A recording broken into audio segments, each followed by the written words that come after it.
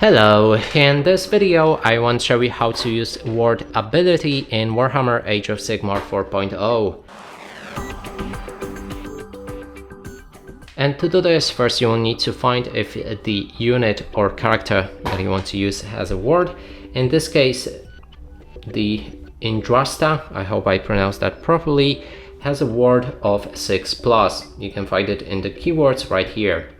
Now what it does is when somebody would attack her and then deal some damage, there's a ability ward that you can use at the end just before you deal damage, and then you roll 1 dice for each of damage. So for example, if there was 2 damage incoming, then you roll 2 dice, and on the result that is shown right here next to the ward, in this case 6+, you'll be able to ignore that wound. In this case I just rolled 6, that means we only take 1 damage. And that's it for this video. Hope you like it. Please consider subscribing to our channel, leave a like and a comment below.